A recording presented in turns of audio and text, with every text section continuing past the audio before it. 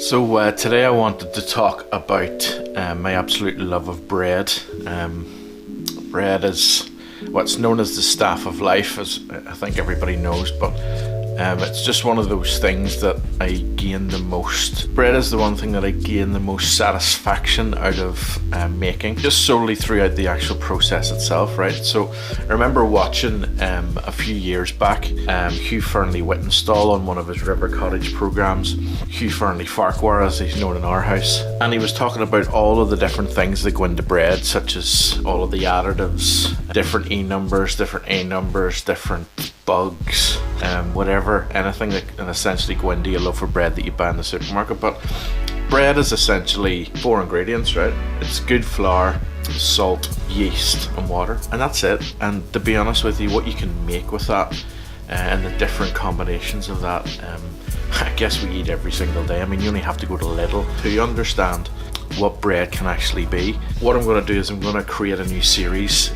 on the YouTube channel dedicated to bread, to show you all of the different recipes, to show you all of the different things that we can do with bread, because I think it's super important for you to see that. But let's look at the process. I mean, mix it all together. I tend to put it into my big mixing machine and just let it do the kneading for me, but you can knead it with your hands. I mean, kneading with your hands is an excellent stress reliever, right? You beat the absolute life out of the bread.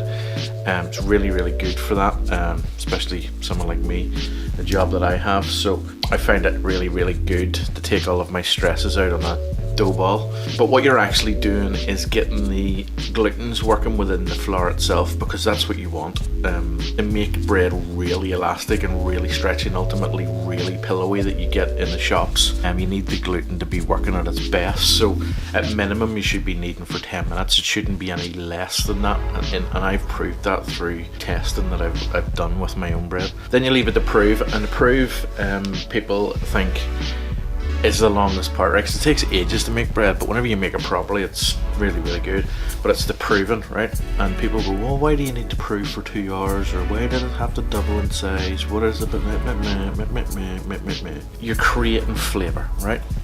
If you want your bread to taste good, you need to use the proving process. I've proved bread for 24 hours to see what it tasted like in the end. It's okay to do that, right? You can prove it anywhere. You can prove it in front of your fire.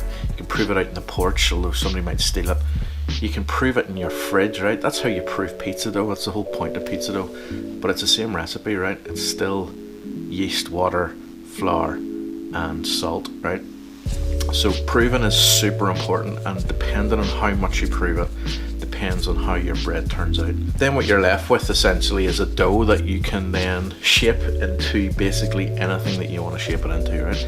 I've done everything from plaits to crosses to snails to just normal loaves of bread, you know, the square or the rectangular loaves. You make focaccias with it, really flat square loaves. Do anything with it, but it's still the same recipe, right? And that's what's important. The recipe only has 4 ingredients, but gives you so much pleasure and so much food. It's unbelievable. From a cost saving perspective, yes, it costs less to buy bread, but in the long run, whenever you buy flour and you buy yeast and you buy the salt and you don't have to buy water here yet, actually in the long run it's cheaper, because you'll spend less money in the long run buying flour for all of the bread that you'll get. So I'm super passionate about it, in case you haven't realized. But like I said, we're gonna be putting some videos together to show you all of the different things that you can do with bread. We're going to be looking at all of the different flours that you can use to make bread, and I hope that you get the bug like I have, because when you get the bug of making bread and you show that to your friends, your family, your kids, they will all thank you for it.